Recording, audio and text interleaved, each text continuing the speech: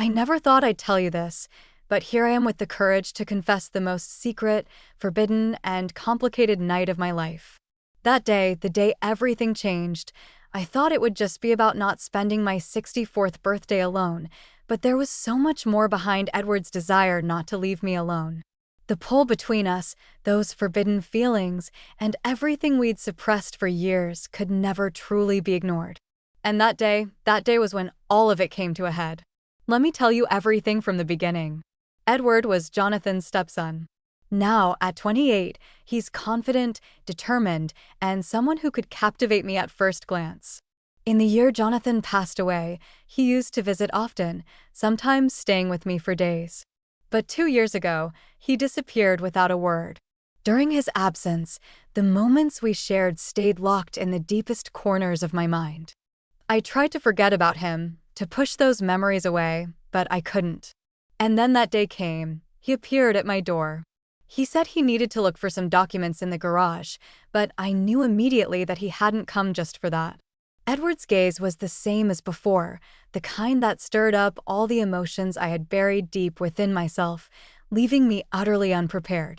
When he smiled at me, holding some papers in his hand, I realized there was more to this visit, and I was right.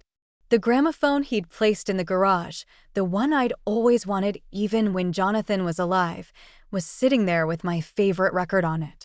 The documents were just an excuse. This was all about me. The moment I saw that gramophone, my heart felt like it would burst out of my chest. Later, Edward left without saying much, but that evening he came back with a cake in his hand. That familiar smile was still there, but now it held something deeper. "I didn't want you to spend your 64th birthday alone, Bella," he said, and I realized then that this was about so much more than a birthday celebration. Edward was about to give me a night I could have never imagined. That night, everything changed, and now I'll tell you every detail. When I opened the door and saw Edward standing there, I was unprepared for what I saw. This wasn't just a casual visit, I could feel it instantly. He was holding a delicate cake and dressed in a sharp suit. The smile on his face was different, more meaningful, more intense. Edward, now 28, carried a maturity that blended with the energy of his youth, making him impossibly captivating. "Happy birthday, Bella," he said, his voice warm enough to fill the entire doorway. His words both surprised me and stirred something indescribable in my chest. He had remembered my birthday. For the first time, someone had come to celebrate with such care. "I didn't want you to turn 64 alone," he added, his enchanting smile growing. "Tonight should be special. If this story resonates with you, join my channel, subscribe, and turn on notifications to hear more. Trust me, this will. I'll be one of the most thrilling stories you ever heard." I wanted to say something, but the words caught in my throat. Edward placed the cake on the coffee table and stepped closer to me. "But Bella," he said, his eyes scanning me gently, "tonight could be so much more special. Let's celebrate it properly in a way you deserve. Go put on a nice dress and let's make this a night to remember." At first, I thought about refusing, but his gentle yet insistent gaze made it impossible. I nodded slightly and walked upstairs. As I climbed the stairs, a strange excitement coursed through me. When I opened my wardrobe, my eyes caught the black dress I hadn't worn in years. I ran my fingers over the fabric and walked over to the mirror. Before putting on the dress, I slipped off my t-shirt, standing bare before my reflection. My skin was still firm and youthful. I traced my waist with my hands, leaned slightly forward, and studied my shoulders. "I'm truly captivating," I murmured to myself. I was 64 years old, but it seemed like I had somehow defied the passage of time. Smiling to myself, I slid the dress on, feeling genuinely special in that moment. As I descended the stairs, a familiar melody floated from the living room, reaching my ears. It was my favorite song. My steps slowed, and my heart began to race. How did Edward know? I had never mentioned it to him. Confused but intrigued, I made my way toward the living room. Edward had set up the gramophone in the middle of the room and had carefully chosen the record to play. When he saw me, his eyes lit up. The admiration on his face spoke volumes, even though he didn't say a word. "How did you know?" I asked, unable to hide my surprise. Edward smiled softly, his gaze unwavering. "I listened to you, Bella," he said. "You probably thought you were the one always listening to me, but in truth, I was listening to you. Every detail you mentioned, every passion you shared, I remembered it all." His words filled me with warmth. It had been so long since I felt truly seen, truly heard. Edward stepped closer, extending his hand toward me. "Let tonight be all about you, Bella. I'm here to make you feel special." As the melody filled the room, I couldn't deny the depth and determination I saw in his eyes. We sat down and started talking, but this wasn't an ordinary conversation. It was laced with all the feelings and emotions we had suppressed for so long. The pull between us grew stronger with every passing second. Edward's voice broke through the air, deep and full of emotion. "Do you know why I didn't come back before, Bella?" His question caught me off guard, and my eyes locked onto his emerald gaze, trying to decipher where this was going. He paused for a moment, as if carefully selecting his words. "I've always been drawn to you," he finally admitted, his voice soft yet powerful enough to fill the room. "I saw the desire, the passion, the excitement inside you. I always saw it, but what I felt scared me. Bella, I knew I couldn't being around you. My body wanted to run to you, but my mind kept telling me it was wrong." His words sent a wave of warmth through me, but also a swirl of confusion. My heart began pounding wildly, but I knew I had to keep myself composed. Taking a steady breath, I looked at him. "Edward, you shouldn't say this," I replied, though the tremor in my voice betrayed my emotions. "I know I shouldn't," he said, lowering his head slightly. But then he raised his eyes to meet mine again, and the intensity in his gaze rooted me in place. "But I can't hold it in anymore, Bella. For 2 years, I haven't been able to get you out of my mind. Your eyes, your smile, everything about you has haunted me. Wherever I went, I saw you. My heart wouldn't let me forget." The honesty in his confession both startled and deeply excited me. My hands were clasped tightly in my lap, and I realized they were trembling. "Edward, this isn't right," I said, though I couldn't deny the magnetic pull I felt toward him, the connection between us. "It's not right." Edward leaned slightly closer, bending his knees where he sat, tilting toward me. His eyes were filled with a deep determination. "Right or wrong," he said, his voice low but resolute, "I can't deny what I feel, and neither can you, Bella. Your eyes tell me everything. You know this connection between us is real." For a moment, I was silent because he was right. This pull between us had always been there, a bond one had tried to ignore for years, feelings I didn't want to acknowledge, but that had grown stronger, pulling me in more and more. Now, in his gaze and his words, it all echoed back at me. "Thank you for not leaving me alone that day," I finally said, my voice tight with emotion. "But Edward, this is dangerous. If we go further, neither of us will be able to turn back." Edward slowly reached out, placing his fingers over mine. His touch shattered every logical barrier I had built. "I don't want to turn back, Bella," he said. "I just want to live this moment with you, to show you how I feel, to tell you how special you are to me." Tears welled up in my eyes, but these feelings didn't break me, they freed something deep inside. His words were an admission of a passion he had kept locked away for too long. "When I look at you," he continued, his voice soft yet intense, "I don't just see beauty, I see strength, passion, and a joy for life. You think you're 64, but to me, you've always been the youngest, most captivating woman, and those feelings, they'll never change." His words broke through the last of my resistance. I took a deep breath and looked at him. "Edward," I said, my voice trembling but leaning toward him, "you see me in a way I haven't felt in years, and I can't deny that." The silence that followed was heavy, yet it said everything. We just looked at each other, and in that quiet, every unspoken truth was revealed.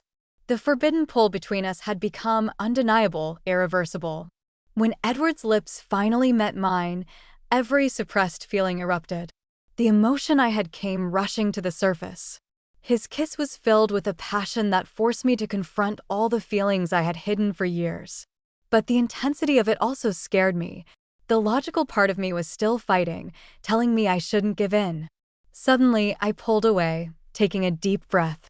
"Edward," I whispered, my voice trembling. I wasn't even sure what I wanted to say. Lost in his gaze, I felt my control slipping. My heart pounded as I stepped back, wanting to put space between us. Without another word, I hurried toward my bedroom. When I shut the door behind me, I turned to face the mirror. My cheeks were flushed, my eyes brimming with excitement and confusion. My hands were still trembling slightly. "What am I doing?" I whispered to myself. But deep down, there was a voice that couldn't be silenced, a voice driven by an overwhelming desire. I looked at the mirror more closely, studying the faint lines on my face, the hints of age. But then my eyes trailed down to my still firm, youthful body. "I still have it," I murmured, a small conflicted smile forming on my lips. Yet somehow, that realization only made things more complicated. Just then, I heard the soft creak of the door.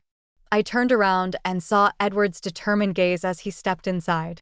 He didn't take his eyes off me as he closed the door behind him and moved closer. "Bella," he said, his voice low but resolute. "I can't let you run away." I looked at him, but I couldn't say anything. Edward closed the distance between us, and once again, his lips pressed against mine. This kiss deepened, everything pulling me further into a place I had no control over.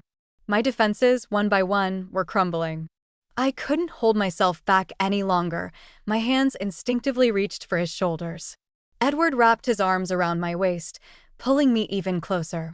His warmth enveloped my entire body, and my breathing quickened. His kisses trailed from my lips to my neck and then down to my shoulders. My body, without hesitation, responded to his every touch. Yet the intensity of this forbidden desire completely consumed me. I stepped back slightly, not to run, but to catch my breath. Slowly, I reached for the straps of my dress, sliding them off my shoulders. The fabric silently fell to the floor, pooling at my feet. I glanced briefly at my reflection in the mirror and felt a surge of courage rise within me. "Edward," I whispered, my voice barely audible, "I am surrendering to you." Those words lit something in his eyes, a fire that was impossible to ignore. Edward began unbuttoning his shirt, his fingers moving quickly, almost impatiently. When he shrugged it off, revealing his strong, athletic body, my heart raced even faster as I watched him take a step closer. Every part of me gravitated toward him. Edward placed his hands on my waist again, guiding me gently toward the bed. When I lay down, he joined me, his presence filling every space around me. His kisses started at my neck, moving down to my shoulders, further exploring every part of me with every touch. He awakened emotions and passions that had been buried deep inside me for years. This moment was the beginning of a night I never could have imagined, and I knew without a doubt that nothing would ever be the same again. Everything was happening so fast that my heart felt like it might burst out of my chest. I looked at Edward, unable to hide the confusion and depth of my desire. "I never could have dreamed of this," I said, breathless. "But right now, more than anything, I want this. I am so excited and full of desire." Edward tilted his head slightly, a soft but determined smile spreading across his lips. "Bella," he said, his voice calm yet so deeply captivating it held me in place. "We both always wanted this, but every time we ran from it.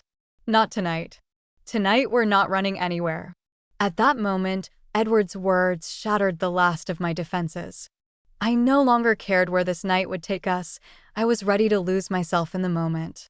Something immense surged within me, so powerful it made me close my eyes and grab the sheet with one hand and the edge of the bedside table with the other. The intensity of it left me breathless, my eyes remaining shut for 2 or 3 minutes as I tried to focus only on what I was feeling. When I finally opened my eyes and stared at the ceiling, Edward was leaning over me. His hair was disheveled, and his forehead glistened lightly with sweat. Just as I was thinking, "This is perfect," Edward reached out and pressed his hand over mine on the bed. Everything felt like a dream, so surreal yet so vivid. When I glanced toward the mirror and caught sight of both of us in that state, I couldn't hold back any longer. My legs tensed with such an overwhelming force I felt as if I might faint. This was a desire and passion I had never experienced before, and I was utterly surprised by my own reactions. And then there was Edward, so breathtaking, and I could hardly believe he was real. His cheeks were flushed, and he was showering me with compliments. My voice trembled as I whispered, "Edward, you're incredible. Truly, I never want this night to end." I could see the excitement in his eyes growing even more. With my other hand, I reached out and placed it over his chest, feeling the rapid beat of his heart. "I've always wanted you," I admitted, barely believing the words myself. "I can't believe this is happening." I closed my eyes again, surrendering to the warmth spreading through me. At that exact moment, an intense heat filled my entire being. Edward, his breath uneven, collapsed beside me. Edward sat up with a determined expression on his face and reached for his phone. Turning to me, he unlocked the screen with his fingers. "Bella, I want to show you something," he said. When he turned the phone toward me, my eyes widened instantly. It was a picture of a cottage by the lake, a small, cozy, and peaceful place, exactly the kind of place I had always dreamed of.